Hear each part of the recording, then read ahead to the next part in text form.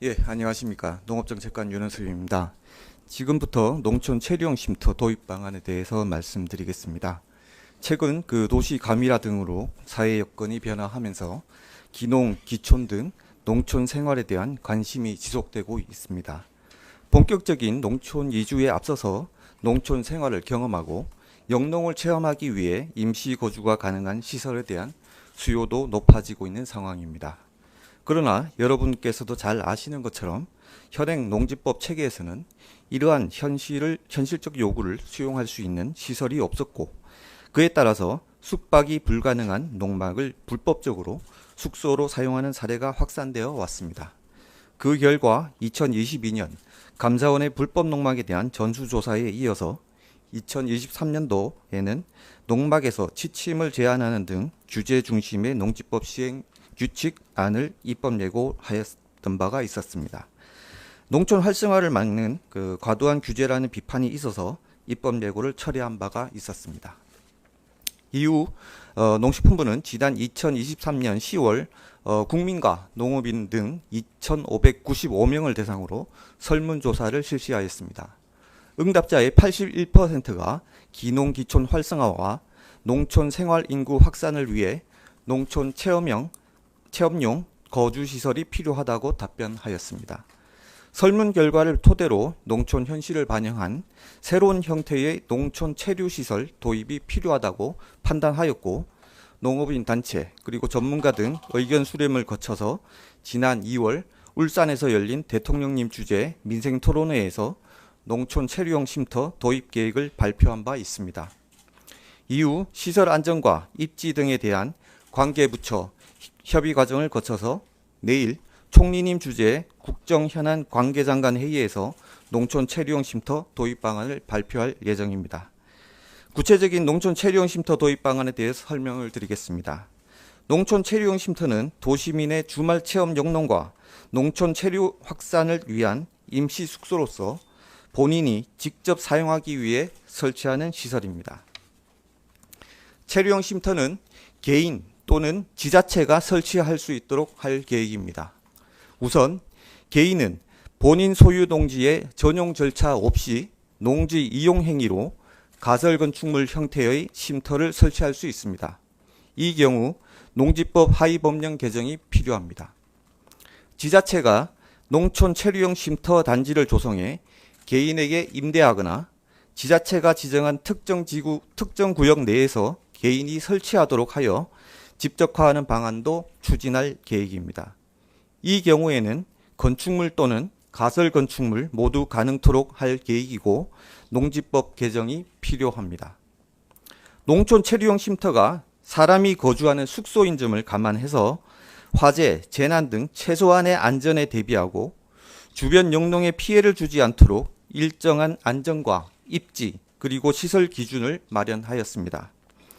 재난 및 환경 오염 등에 대비하기 위해 국토 이용 및 계획에 관한 법률로 지정된 방제지구, 급경사지 재해 예방에 관한 법률에 따라 지정된 붕괴 위험 지역, 자연재해 대책법상 자연재해 위험 개선 지구, 하수도법에서 정한 엄격한 방류수 수질 기준 적용 지역과 재난 안전을 위해 지자체에서 조례로 정하는 지역에서는 농촌 체류형 쉼터 설치를 제한하고 위급 상황 시에 소방차라든지 응급차 등의 차량 통행이 가능한 도로의 접한 농지에만 농촌 체류형 쉼터 설치를 허용할 계획입니다.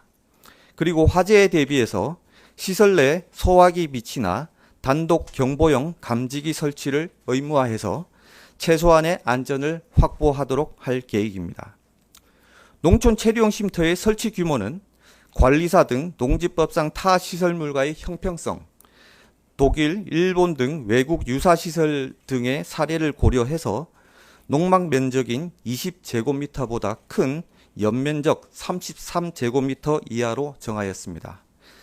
데크와 정화조 등 부속 시설은 건축법 규정에 따라 연면적에서 제외하여 실사용 면적을 최대한 확보하도록 하겠습니다.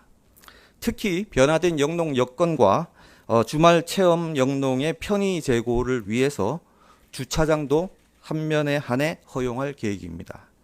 또한 가설건축물 형태의 농촌 체류형 쉼터는 가설건축물의 내구 연한과 거주의 안전성 등을 감안해서 최대 12년까지 사용할 수 있도록 하였습니다. 세제와 관련돼서는 가설건축물은 주택법상 주택에 해당하지 않는 만큼 가설건축물 형태의 농촌 체류형 쉼터에 대해서는 양도소득세와 종합부동산세가 감면되지만 가설건축물 형태라 하더라도 처음 설치 시에는 취득세 그리고 연 1회의 재산세 납부는 필요하다는 점을 말씀드리겠습니다. 다음은 기존 농막의 농촌 체류용 쉼터 전환과 농막 편의성 개선에 대해 말씀드리겠습니다. 먼저 그동안 사실상 임시 숙소로 활용되어 온 농막에 대해서는 농촌 체류용 쉼터에 적용되는 입지 및 시설 기준을 충족한 경우 제도 시행일로부터 3년 내의 유예기간 내에 소유자 신고 등 일정 절차를 거쳐 농촌 체류용 쉼터 전환을 유도해 나갈 계획입니다.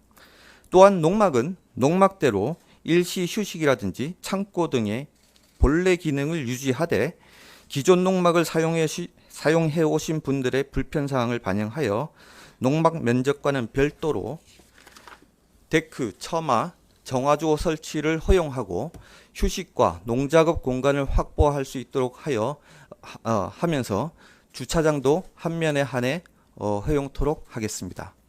앞으로 오는 12월까지 농지법 하위 법령을 개정하여 연내 가설건축물 형태의 농촌 체류용 쉼터를 시행할 수 있도록 하고 25년부터는 건축물 형태의 농촌 체류용 쉼터 설치와 지자체 임대 방식도 시행할 수 있도록 농지법 개정을 추진할 계획입니다. 농촌 체류용 쉼터가 정착되면 농촌 생활 인구 확산 및 기농기촌 증가를 통해서 농촌의 지역경제 활성화에도 큰 도움이 될 것으로 기대하고 있습니다. 감사합니다. 네, 그럼 지금부터 질의응답 시간을 갖도록 하겠습니다. 질의가 있으신 분은 손을 들어주시기 바랍니다. 예, 서울경제 조윤진 기자님. 네, 안녕하세요. 서울경제 조윤진입니다. 저 한 두세 가지만 여쭤볼게요. 첫 번째로는 여기 본인 직접 사용 원칙이라고 되어 있는데 이거를 어떻게 확인을 하는지 잘 혹시 여쭐 수 있을까 하고요.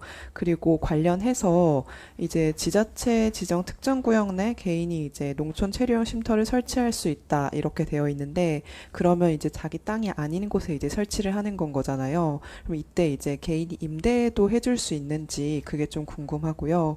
그다음에 그 세 번째로는 그 연면적 33제곱미터 이내잖아요. 근데 저도 이런 일이 있을 것 같다라고 많을 거라고 생각하진 않는데 이게 뭐 예를 들어서 5평짜리로 2층, 뭐 3평짜리로 3층 뭐 이런 식으로 만들어지게 되면은 층수 제한이 없으면은 그 농촌 경관에도 좀 문제가 있지 않을까 생각이 들어서 혹시 층수 제한 같은 것도 있을까 싶습니다. 예, 먼저 첫 번째 말씀 주셨던 부분과 관련돼서 설명을 드리겠습니다. 본인이 직접 사용한다는 원칙인데 이걸 어떻게 확인하느냐라고 말씀 주셨는데요. 요거를 뭐 계속 저희가 상시적으로 그걸 모니터링 할 수 있는 방법은 없습니다만 그 타인의 사용과 관련돼서 확인이 된다면 거기에 대한 처분은 있을 것으로 지금 생각을 하고 있고요. 두 번째, 지자체가 그 조닝을 해서 거기에 그 개인이 임대를 했을 때 그 또 다른 사람한테 제3자한테 임대를 줄 수 있느냐 그 질문을 하신 걸로 이해를 했습니다. 그것과 관련돼서는 저희가 그 일단 개인이 지자체와 임대 계약을 맺었을 때 그 본인만 당사자만 해당이 되는 거고요. 타인에 대한 임대는 저희가 생각을 하지 않고 있습니다. 세 번째, 그 33제곱미터 내에서 그 연면적 33이라고 하는 그 제한 속에서 좁게 2, 3층을 올리는 것도 가능하지 않느냐 그렇게 말씀 주셨는데요. 저희가 판단할 때는 그렇게 지을 경우는 거의 없을 거라고는 생각을 하는데 글쎄요, 그런 게 있을지 저희가 한번 확인을 해보겠습니다. 확인을 해보고 저희는 일단 1층 단층짜리를 지금 생각을 하고 있습니다. 예. 추가로 좀 마지막 질문에 대한 답변을 드리면 국장님 말씀이 맞고요.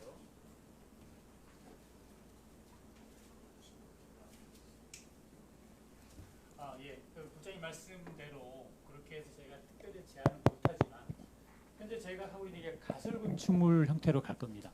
가설건축물은 어차피 이게 현재 제가 가지고 있는 건축법이나 여기에서도 사실 층수 제한은 없지만 현재 1층으로 안전상이나 이런 것 때문에 어느 정도 규정이 있기 때문에 현재 저희는 아마 1층으로 해서 저희도 생각하고 있고 현장에서도 그렇게 하고 있고 제가 농막 제조업체도 만나봤는데 그런 의미로 농막 제조업체도 유도해 간다고 왜냐 건축법에 맞아야 되니까요. 그런 답변을 들었습니다. 예, 금방 답변 주신 분은 농지과장 이정석 농지과장님이셨습니다. 예, 농민신문 지유리 기자님. 네, 안녕하세요. 농민신문 지율입니다. 질문 좀 몇 가지가 있는데요. 이 쉼터를 뭐 사용하거나 구입하기 위한 그 도시민 비농민의 농지 구입 뭐 관련된 규제가 있는지 좀 궁금하고 면적 기준 같은 거 그리고 개인이 쉼터를 2개 이상 구입할 수 있는지 좀 궁금하고요. 여기서 어쨌든 본인 소유 농지에서 요 쉼터를 사용하면서 영농 활동을 해야 되는 의무가 있는데 이 영농 활동의 기준이 좀 뭔지 궁금합니다. 이게 결국에는 도시민이 와서 주말에 좀 이용하는 방식이 될 텐데 주말에 할 수 있는 영농 활동의 어떤 기준 그리고 이걸 어떻게 확인할 건지가 좀 궁금하고 또 약간 비슷하게 아까도 지자체 그 존익 말씀하셨는데 여기서는 그러면 임대를 계약해가지고 사용하는 사람들은 영농 활동을 어디서 펼칠 수 있는지 이 영농 활동할 수 있는 부지도 지자체에서 주게 되는 건지 좀 그게 궁금합니다. 질문이 많으셔서 제가 한 가지씩 얘기를 드릴게요. 첫 번째 말씀 주셨던 게 비농민이 그 농지를 구입할 때 뭐 면적이라든지 뭐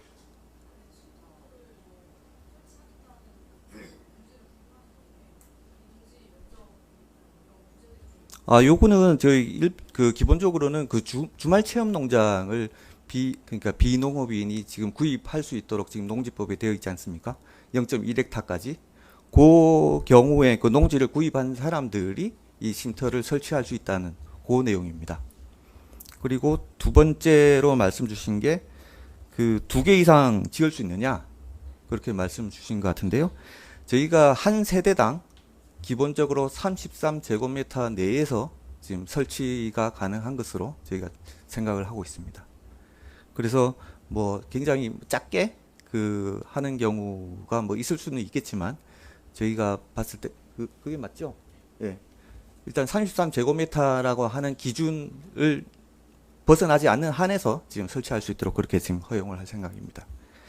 그 다음에 세 번째로 말씀 주셨던 게 영농 활동을 어떻게 확인할 거냐, 그리고 지자체가 하는 경우에 그 영농을 어떤 식으로 할 거냐 그렇게 물어보신 것 같은데요. 영농 활동은 사실 그 저희가 뭐 주말 체험 농장이 있으면 거기에 쉼터나 뭐 이런 것들 제외하고 나머지는 농지법상에 그 영농을 하도록 그렇게 의무화가 되어 있습니다. 그래서 거기에 작물 재배가 의무적으로 동반되어야 되고요.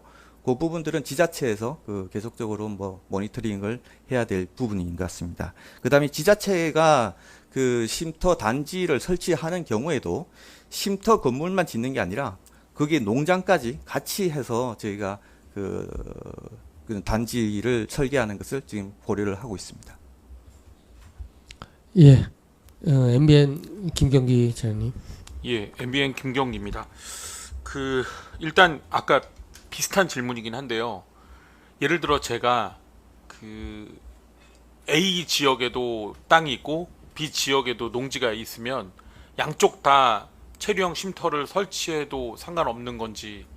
그러니까 그게 33제곱미터 10평 안에면 내에서 여기도 지어도 상관없는 겁니다. 합해서 33입니다. 온리 그러면 그러니까 예를 들어 떨어진 지역이라도요? 예, 그렇습니다. 예, 그리고 그 다음에 그 소유한 땅만 가능한 겁니까? 그렇습니다. 그러니까 뭐 예를 들어 제가 장기 뭐 지상권이나 이런 거를 취득을 해갖고 장기적으로 점유를 하는 경우에도 체류형 쉼터를 제가 설치를 할 수는 없는 건지.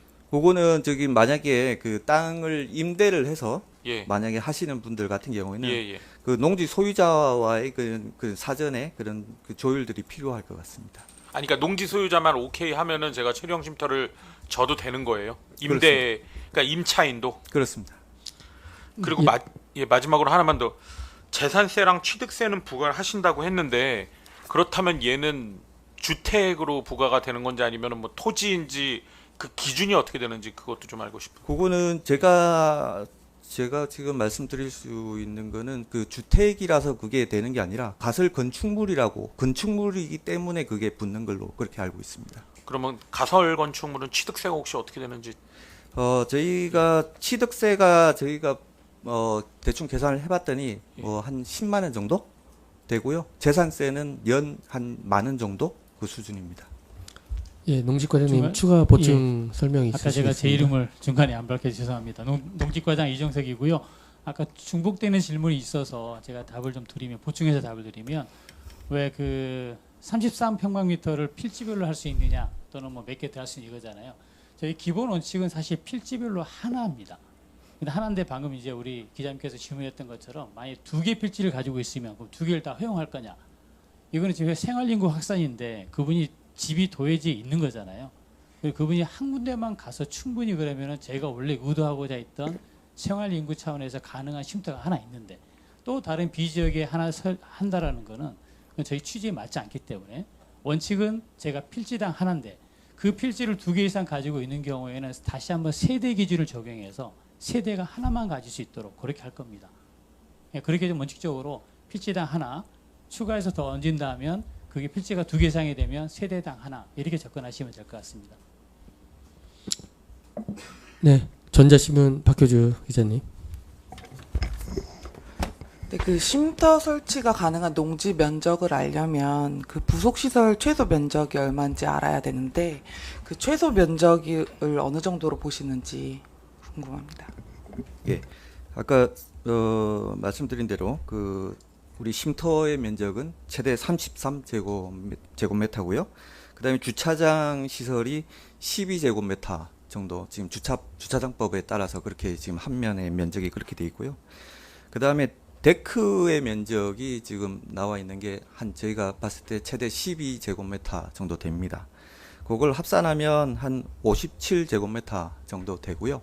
그 2배 이상의 농지를 구입을 해서 한다면 그 저희가 말씀드렸던 최대한의 그 이제 체류용 쉼터 설치가 가능하다. 그렇게 이해해 주시면 되겠습니다. 예, 조선비즈 윤희용 기자님. 네, 조선비즈의 윤현입니다. 그 문제점에서 봤을 때 그 농막 같은 경우도 위장 전입으로 사용됐던 사례가 있다 이렇게 지적이 돼 있는데요. 이번에 나온 쉼터 같은 경우는 어떻게 주소지 이전이라든지 이런 걸 통해서 전입을 할 수 있는 요건이 되나요? 비주택이라고 해서 안 될 것 같은데 이것도 또 일부 사람들이 전입을 해서 또 농촌 지역에 거주한 거에 약간 그 이점을 살릴 수 있을 것 같은데 가능한가요? 저희가 그 부분을 좀 검토를 좀 해봤는데 저희가 그 대법원 판례에 따라서 이 주소 이전을 제한할 수 있는 방법은 좀 부족한 것 같습니다. 그래서 굳이 주소를 이전하시겠다라고 한다면 그 부분을 저희가 법적으로 제재할 수 있는 방법은 좀 지금으로서는 지금 없지만 가급적이 그 만약에 한다 하면 저희가 복수 주소가 지금 허용이 안 되고 있기 때문에 그 기존의 주소지를 대체해서 지금 등록을 해야 될 그런 상황인 것 같습니다. 네, 이데일리 김. 지금 농막에서도 지금 주소를 이전한 경우들이 있는 것으로 알고 있습니다. 위장 전입이 문제인 거지 전입을 해서 실제 주소로 사용하는 것은 문제가 없다라는. 그런데 거죠. 만약에 주소를 이전한다라고 하는 것은 그 저희가 생각하는 임시 거주 뭐 이런 개념을 벗어나는 거라고 판단할 수 있기 때문에 그 부분들은 나중에 그 과세상의 문제, 약간의 문제가 있을 수도 있다는 점을 말씀드리겠습니다. 추가로 하나만 더 여쭤보면은 이 어떻게나 주말 농장 활성화라든지 이런 차원일 텐데 보통 뭐 농지 같은 경우를 또 하나 이제 필지를 해서 뭐 또 분할해서 갖고 있는 경우도 있잖아요. 경작을 나눠서 한다든지. 그러면 이 농막 같은 경우도 혹시 분할 소유가 가능한 건가요? 쉼터도 분할 소유가 가능한가요? 분할 소유라고 한다면 그러니까 서로 한 두 세대가 한 농막을 뭐 반반씩 갖고 있는 형태로. 그건 저희가 지금 생각할 때는 그 부분은 인정하지 않습니다. 예, 이데일리 김은비 기자님. 여기 보면은 최장 12년까지 사용할 수 있다고 돼 있는데 그럼 그 12년이 지나고 나면 폐기하고 다시 쉼터를 지어야 하는 건지 그리고 이 쉼터를 지으려고 할 때 절차는 어떻게 되는지 궁금합니다.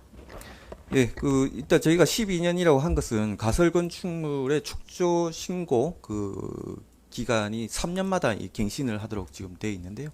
그래서 3번 연장을 해서 총 12년까지 하는데요. 저희가 컨테이너 주택이라든지 이런 여러 가지 내구 연한을 감안을 했을 때 12년 정도가 적당하다고 봤고요.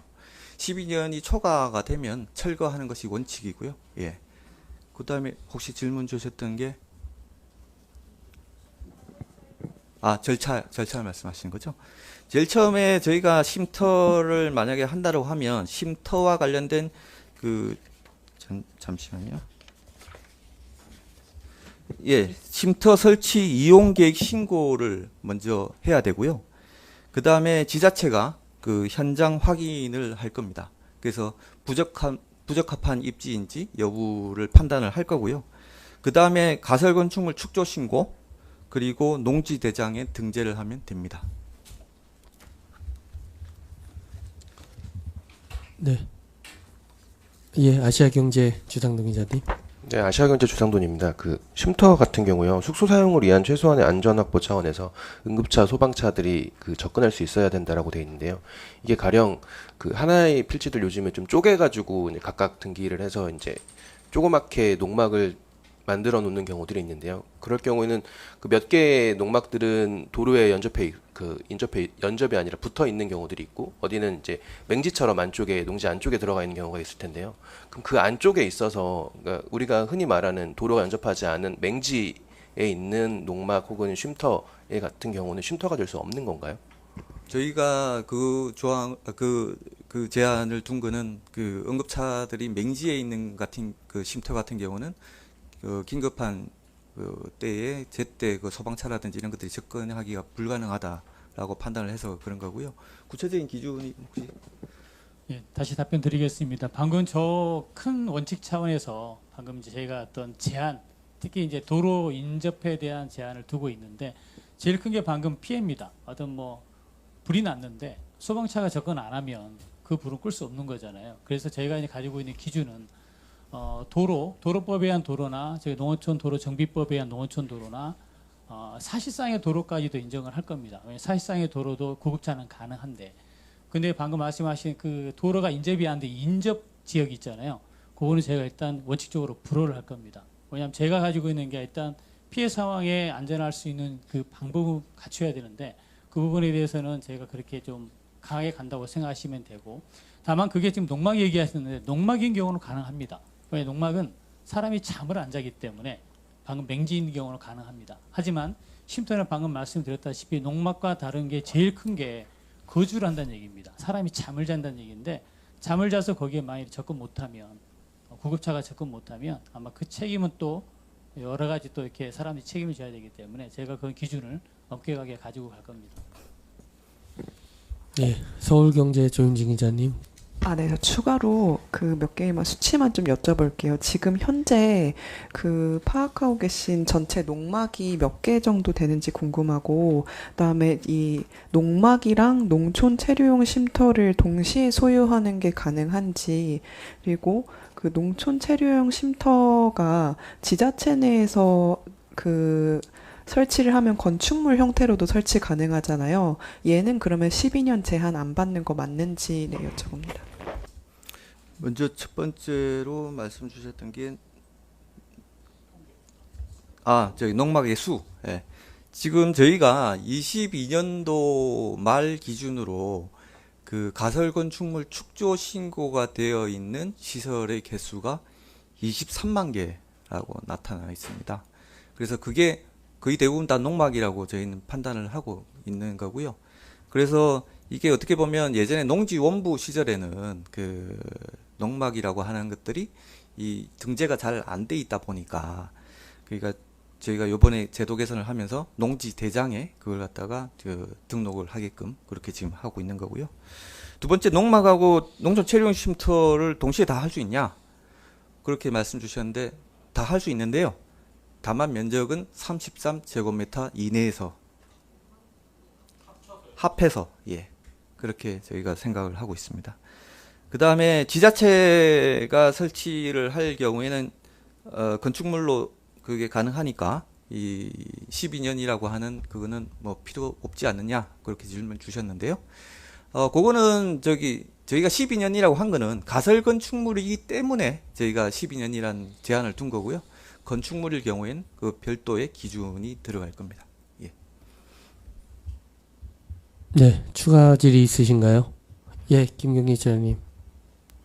아니 저는 뭐 당장 그건 아니고요. 좀 이게 이 중에 시행령이나 시행 규칙으로 되는 것과 그 다음에 법을 바꿔야 되는 게 뭐뭐 있는지 그걸 좀 알고 싶어가지고 나중에 혹시 가능하시면 그런 거 하나 정리해 주시면은. 네, 저희가 따로 정리는 해드리고요. 먼저 좀 말씀드리면 저희가 아까 제가 두 가지 유형이 있다고 했지 않습니까? 개인이 하는 경우, 그 다음에 지자체가 하는 경우. 개인이 하는 경우에는 저희가 농지법 시행 하위법령으로 가능합니다. 그래서 그래서 저희가 오늘 연내에 저희가 처리를 할 생각이고요. 그 다음에 그 지자체가 하는 경우에는 농지법을 바꿔야 됩니다. 그래서 금년 내에 저희가 농지법 개정 절차를 해서 내년도 시행을 저희 목표로 지금 하고 있습니다. 네, 추가 질의 있으신가요? 예, 농민신문 하재 차장님. 네, 저 두 가지만 여쭤보겠습니다. 아까 그 전입신고 말씀해 주셨는데 쉼터에 전입신고를 한다는 것 자체가 상시거주 개념이 되는 것 같은데 이게 제도 도입 취지인 임시거주에 안 맞지 않나 이게 어떻게 되는 건가 궁금하고요. 그리고 이 쉼터가 도시민 대상으로는 농막 기능을 양성화한다는 취지인데 기존의 농민이 기존 농막에서 뭐 취침을 한다거나 이렇게 되는 문제는 앞으로 어떻게 되는 건지 좀 듣고 싶습니다. 예, 먼저 첫 번째 그 질문 주셨던 내용인데요. 그 전입 신고를 한다라고 하는 거는 상시 거주를 허용한다는 얘기 아니냐 그렇게 얘기하셨는데요. 저희가 정책적으로는 저희가 이 상시 거주를 뭐 독려한다거나 이런 게 아니라 대부분 뭐 그 체류형 쉼터를 쓰시는 분들이 아마 그와 준해서 그렇게 잘 사용하시리라 저희는 믿고 있습니다. 그래서 상시 거주를 위해서 전입 신고를 한다거나 그런 것들은 저희가 가급적이면 좀 지양을 해 주셨으면 좋겠다. 그렇게 말씀을 드리겠고요. 그 다음에 두 번째, 그 농민 같은 경우도 저희가, 저희 이 보도자료에는 저 명시를 지금 명확하게 지금 표현이 잘 안 되어 있는 것 같긴 합니다만 농업인도 체류형 쉼터를 설치할 수 있습니다. 자기가 가지고 있는 농지에서 설치가 가능하기 때문에 예, 그 부분은 특별히 문제가 없습니다. 농민도 그렇습니다. 그냥 농지에 할 수 있다는 말씀이세요? 그렇습니다. 예. 그러면 아까 전입신고 부분을 지양을 하길 바란다고 말씀하셨는데 그럼 행정적인 처분 같은 거는 뭐 만드실 계획이 없으시다는 말씀이신 건가요? 그거는 저희가 한번 관계부처랑 한번 협의를 해 보겠습니다. 네, 이제 시간 관계상 한 분 정도만 추가 질의를 받도록 하겠습니다. 예.